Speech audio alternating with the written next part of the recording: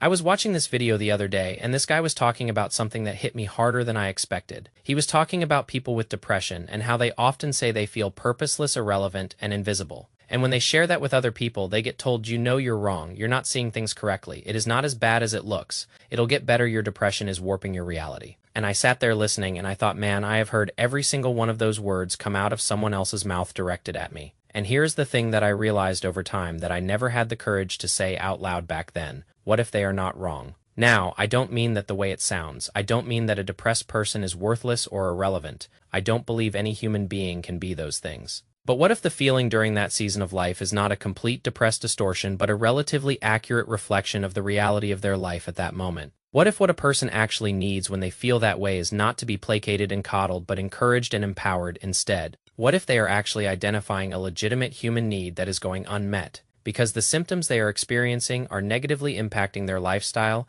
and their ability to live in alignment with their own values? I spent about a decade of my life in chronic, severe, debilitating depression, and I remember just constantly feeling during that period that I was absolutely worthless, like my life had no meaning. I felt so unimportant. And I know this is going to sound crazy if you haven't experienced it, but if you have, you will know exactly what I mean. I questioned if I was real, like if I actually existed, because I felt so inconsequential to the world. I thought I might be like an imaginary being. That is how bad it was. And when I look back on that decade of my life with a clearer mind, I realized I was not as wrong as everybody was telling me. I really was living in a way that minimized my impact on other people and on the world in general. I did not do that on purpose. But the symptoms I was experiencing were causing me to live in a way where I was irrelevant. I was about as close to non-existence as a person can be without being dead. And that was not my imagination. That was not distortion. That was the reality of my life. It started with depression. Depression was the catalyst that began that part of my journey. But the more I withdrew from the world because of how I felt, the more I created unintentionally a self-perpetuating downward spiral. The more I withdrew, the more depressed I became. The more depressed I became, the more I withdrew. Until I eventually felt like I was not a living human being, but just a body or a shell shuffling through a miserable existence. And I want to be really careful here, because I absolutely do not want it to sound like I am blaming a depressed person for their depression. That is not my stance at all. I have been that person. I have been the victim of depression. It is nightmarishly miserable, and nobody would voluntarily choose to live that way. But here is something I rarely hear anyone talk about. If you are constantly being told that your gradually worsening life and your gradually declining mental health is not your fault, you end up just sitting around and waiting for a spontaneous improvement that never comes. And the longer you spiral downward, the more hopeless and powerless you feel, because if you believe it is not your fault, you probably also believe there is nothing you can do about it. You think this is just a waiting game. And the longer you wait and the longer it does not get better, the more miserable you feel. For me, the thing that finally broke me out of this cycle was something I had never considered before. And honestly, I had never even heard anybody else talk about it. I had never considered my consumption to creation ratio. Let me break this down, because it changed everything for me. Imagine a continuum, a long line with two extreme ends. On one end is creation, on the other end is consumption. When you are creating, you are doing something to change or influence the world, sometimes on a large scale, sometimes on a small scale. It could be writing or art or public speaking. It could be cooking a meal for yourself or for someone else. It could be exercising, it could be making content. It could be literally anything that requires you to take something inside of you and manifest it into the physical world. Whether it is a physical or mental change, whether it only affects you or it only affects other people you are creating. You are taking action to change the things around you and inside you. When you are consuming, it is the opposite. You are being influenced by the world. You are being changed by the world. That could mean consuming social media, reading, watching TV shows, listening to music, watching movies, listening to podcasts. All these things are forms of consumption. You are essentially opening yourself up to the world and saying, "World, pour into me. Make me more like you and less like me." Now here's where it gets real. Depression pushes us further into consumption and further away from creation, because it drains our energy and our focus and our motivation. And it is obviously harder to create than to consume. It requires more energy. It requires more of everything that depression takes away from us: joy, executive, functioning, drive, desire. I understand this completely. I lived it. But the thing is, being unbalanced towards consumption is going to make your depression worse. And it makes it worse for two reasons. First, you lose your sense of purpose and agency. When you are consuming, you are becoming less and less of your unique individualized self, and more just a conduit for the global average of humanity. You are transforming into a statistical mean. The boundaries between yourself and others begin to fade, and that is a depressing thought. When you become less like who you were made to be, it is not a good thing. The second reason is that I personally believe the world is kind of a messed up place, and that is something I used to attribute to my depression. I thought, oh, I just think that because I am depressed, and that is what other people told me too. But I am way less depressed today, and I still think the world is kind of a messed up place that has not changed.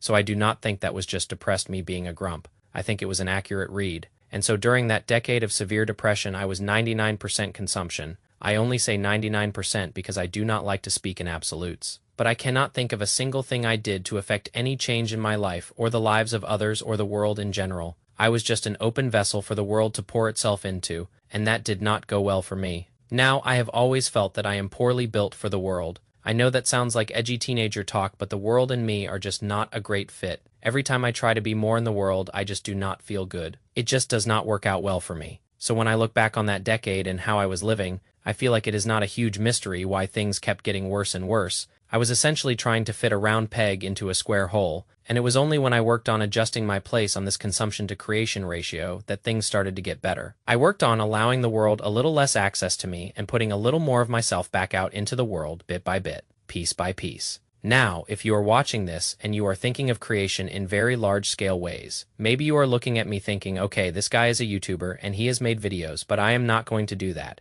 and you do not have to. I am 27, I started putting content out there recently, but I am not talking about becoming some big creator. There are so many ways you can create, and they do not have to be for large audiences. They do not have to be massive projects. They do not have to be things that millions of other people can see. Maybe you want to fix up a car. That is creation. You are modifying something that exists in the world. Maybe you want to get into better shape. Maybe you want to learn how to cook. Maybe you want to start a blog that 5 people will read. Do not measure it based on the impact it has on the world. That is what I really want you to hear. The main purpose of creation is actually how it influences you. Because when you are living in a way that is authentic to your values and you are taking what is inside of you in some way, shape, or form, whether that is words or a vision or whatever it is, and you are putting it back out there and saying, this is what I see, this is what I think, this is what I feel it is good for you. It helps you. So do not measure it on how much it helps or changes other people. That is a mistake that traps people. When I was in my early 20s, I was broke. I mean, really broke. I was using credit cards to buy groceries.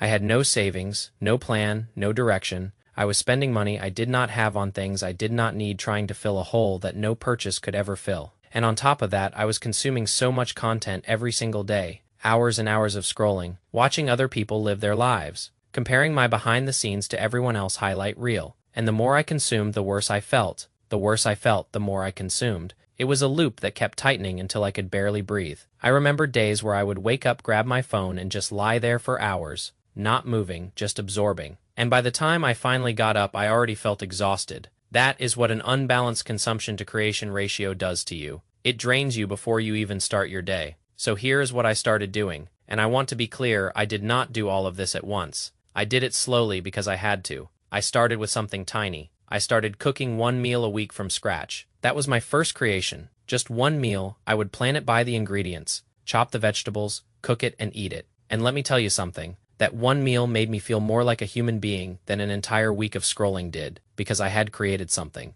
It was not much, it was just dinner, but it was mine. Then I started writing just a few sentences a day about how I was feeling. Not for anyone else, just for me. That was creation too. I was taking the chaos inside my head and putting it onto paper, giving it form. That act alone started to shift something in me. Then I started exercising. Nothing crazy. Just walking at first, then some push-ups, then some basic workouts at home. And every time I did something that required me to create rather than just consume, I felt a little bit stronger, a little bit more like myself. Now, I am not saying this is a cure. I am not a doctor. I do not play one on the internet. But I am saying that for me, this was the missing piece. The thing nobody told me about. Everyone wanted to talk about medication and therapy, and those things have their place. Absolutely. But nobody talked about the consumption to creation ratio. Nobody talked about how the way you spend your time and energy every single day is either pulling you deeper into depression or helping you climb out of it. And I think that is because it is harder to talk about. It is easier to say, take this pill or go to this appointment.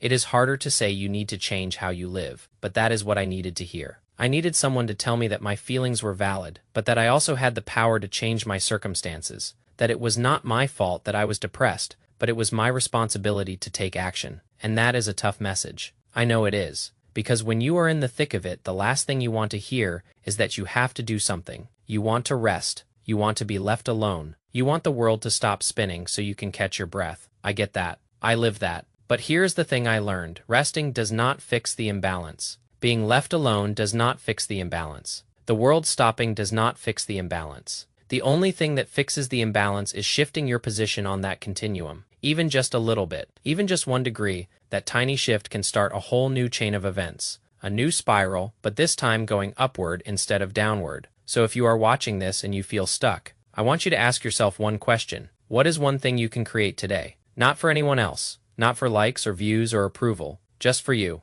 Write a sentence, cook a meal, go for a walk. Draw a stick figure, I do not care what it is. Just do something that requires you to put a little bit of yourself into the world and see how it feels. If it feels good, do it again tomorrow. If it does not feel good, try something different, but do not stop trying, because the opposite of depression is not happiness. I believe the opposite of depression is creation. When you create, you assert your existence. You say, I am here. This is what I see. This is what I think. This is what I feel. And that act of assertion is powerful. It is the thing that pulled me out of the darkest years of my life. I want to be honest with you. I still have bad days. I still have moments where I want to crawl back into that shell and let the world pour over me without resistance. But I know now that those moments pass faster when I create something, even if it is small, even if it is imperfect, even if nobody else sees it. The act of creation reminds me that I exist, that I have something to offer, that I am not just a body shuffling through a miserable life. I am a person with thoughts and feelings and ideas that matter, and so are you. So if you decide to try this, please let me know how it goes. Comments, messages, however you prefer. I would love to hear about your experience, because I think if this concept helped me, it can help you too. And if nothing else, I hope this video at least made you feel a little less alone, because that is really what I am trying to do here. Just be a guy who has been through some stuff and came out the other side and wants to share what worked. No fake positivity, no hustle culture nonsense, just real talk from someone who gets it. Peace.